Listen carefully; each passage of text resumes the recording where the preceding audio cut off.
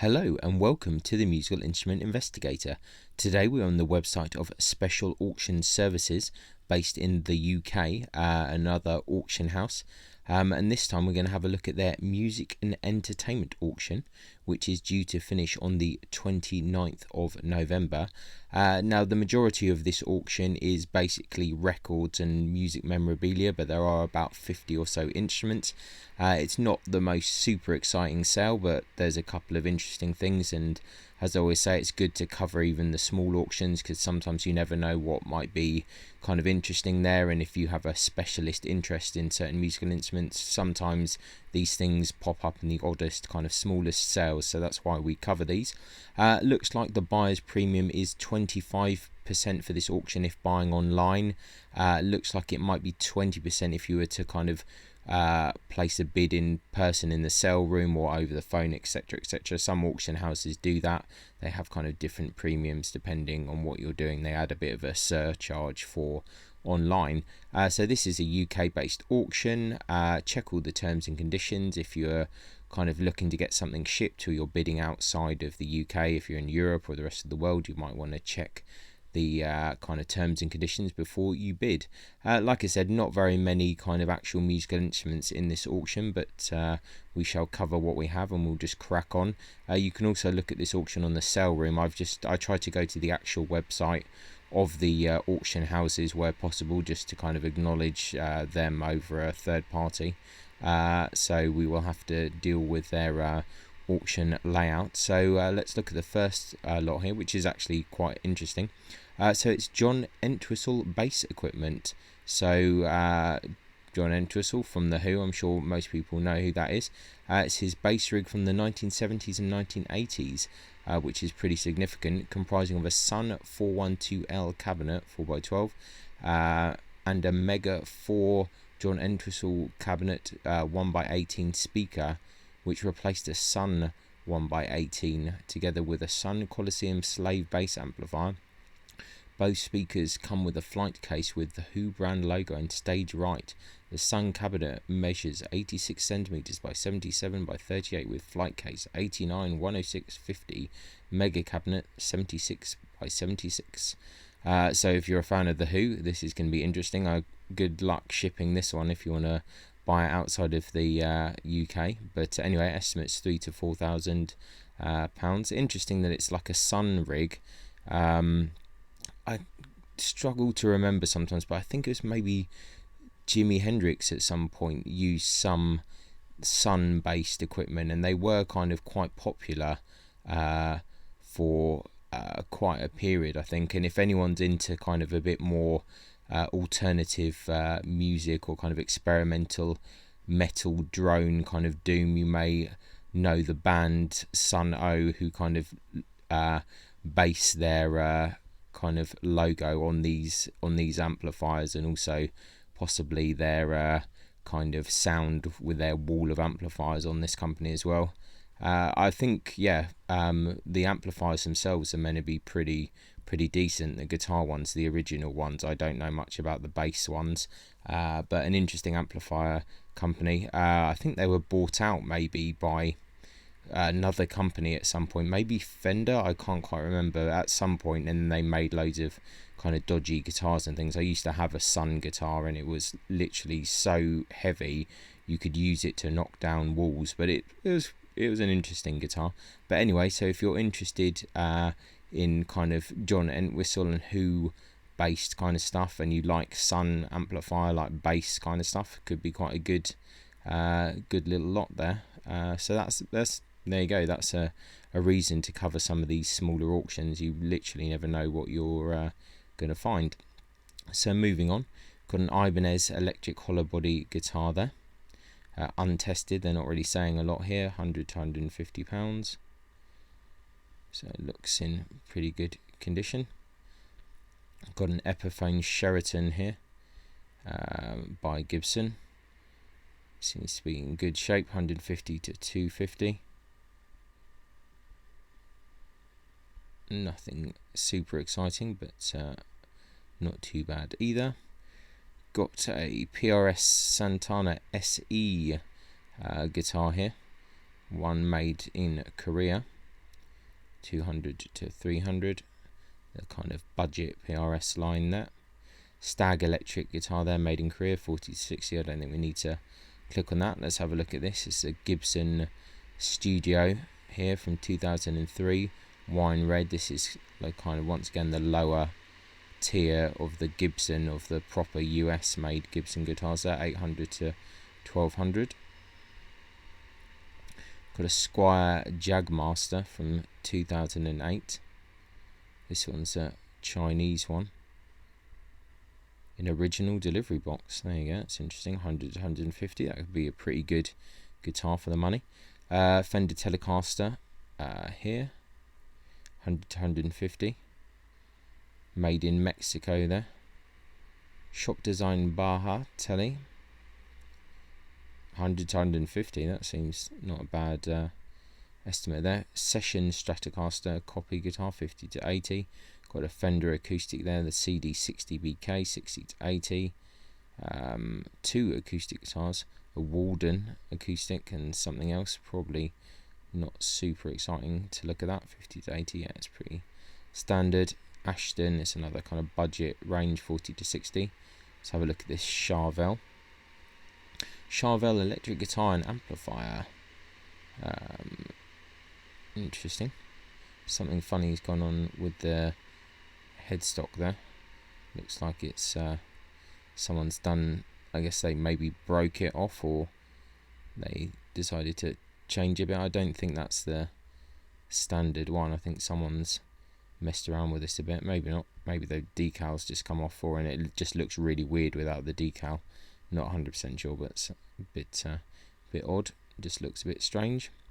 Casio keyboard there, CTK 900, 40 to 60 standard there, unbranded 6-string acoustic guitar there, 30 to 50. Got a 3/4 cello there, made in the GDR. Interesting. Then half-size Stentor cello there, German violin, circa 1890s. I don't think that's going to be anything too crazy. It looks fairly standard.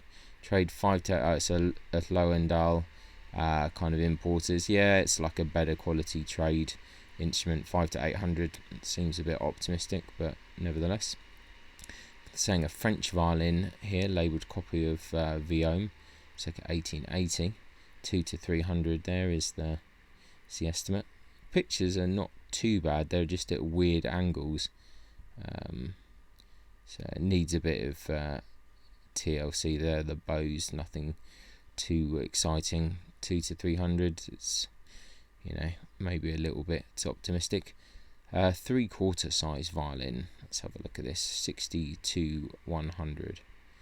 It's just looking like your average trade violin there. Another 3/4 stamped Steiner. That's going to be a trade violin. Whole load of random bows. Probably nothing too good. Kind of budget Suzuki violin there, 1/16 size, half size Suzuki. Czech violin, 100 to 150, that's pretty standard. A Rehin double bass, 3/4 Romanian, 1000 to 1500. That seems potentially a bit high, to say the least, really. But anyway. Stentor violin, half size there. Skylight violin, 1/8 size. Two violins, half size. Another half size. I think these are pretty standard ones. Some bows on their own. Let's see if these are any good. Violin bow stamped Joe Schneider, 40 to 60. I think it's nothing too exciting there. Violin bow with a Stanhope micro photograph lens. Interesting. Albert Schuster silver mounted bow, 3 to 500. Let's have a look at this. Okay, interesting. That could potentially be an interesting bow. It's got the lens, so here in the eye there's a little lens, and if you look into it you can see like a picture of something. Viome used to have them on some of his shop bows, I believe, and you could see a picture of Viome in there, and this one has Paganini apparently. Oh, another bow here with a Stanhope lens here. bow stamped Viome. Oh, there you go. It depicts the octobase with the JB Viome at the base of the image. So there we go. I was literally just talking about it, and I haven't looked at this auction yet. So interesting. Viome, that could also be quite an interesting bow, actually, £200 to £300. I suspect that might do quite well at auction. This is a bit of a bizarre lot. So a British violin, British composite full-size violin, old restoration with neck added later, 2-piece back somewhere but appears sound, no strings, comes with the quality German bow. Okay, I think it's kind of a bit difficult to tell what is actually going on with this violin, because the pictures are not great. They're saying it's British but then provide no other additional information, and the images are at a bit of a funky angle. The bow just doesn't look anything too exciting, so hard to know what's going on here. Another violin, German 1900, they're saying, with an unbranded bow. See, it's kind of been used for someone studying. This looks like your typical kind of 19th century, late 19th century violin. Let's have a look here. Violins, bows, tailpieces. Violin branded Steiner, 3/4 violin, pretty standard kind of trade stuff. Viola case, why not? Let's have a look at it. By Paxman, so it's a decent case, kind of older one of these inner plastic cases with an outer kind of fabric one, a bit old fashioned. Weight of 3.6 kilograms, so it's quite a hefty case. Anyway, moving away from violin stuff. A Bloom boxwood flute, beautiful boxwood Bloom flute, probably dated from the late 18th, early 19th century there. It's got some ivory bits, so to watch out for the kind of CITES restrictions documentation, but interesting looking flute there, 300 to 500. There are definitely a lot of collectors of some of these finer old flutes. Something's been withdrawn here. Mandolin by FDE Murada, 30 to 50, yeah, it's pretty standard. Bundy clarinet there. Selmer Company, 40 to 60. Some whole load of acoustic guitars. Yamaha, some other ones in funky colours. I think nothing too crazy there, 40 to 60.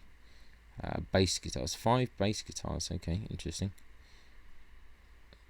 60 to 100, might be a good purchase for a school or something. These seems fairly standard, kind of big industrial ones. Concertina here, a Schola Concertina 504, comes in its original box, 30 to 50. This looks like not the highest quality of concertina, but interesting enough. It's a trombone cornet and Besson & Co. Trombone, possibly 1930s. Okay, that's the trombone, and this is the cornet. 50 to 80, you know, not too bad. This is fairly interesting item. EDC 99 SR99 EDC programmable rhythm, box of paperwork, untested, 40 to 60. That's an interesting kind of unit there. It'd be interesting to know how common or rare those are. We've got Xiao flute there, rosewood, 100 to 150. Some recorders, and Aulus, some other recorders, 20 to 30. And then I think we're into pro audio kind of stuff, so that's basically it. So yeah, this has been the special auction services auction. Like I said, nothing too crazy, but still, even in a small little auction like this, which is primarily got other kind of music related things in the auction, there's a few interesting stuff, especially this kind of John Entwistle related amplifier stuff. So yeah, it's always worth checking out these auctions, and don't overlook them just because it looks like it's fairly generic. There are always something interesting in every auction. So yeah, thanks a lot for watching. Check out the link in the description if you want to have a look at the catalogue yourself. Like I said, there's still a few days to go until this auction finishes, so have a look, and yeah, take care, and I'll catch you next time. Bye. Many thanks for tuning in to the Musical Instrument Investigator. I hope that you enjoyed the video. If you did, then please like, subscribe and turn on notifications, and watch out for the next video coming soon.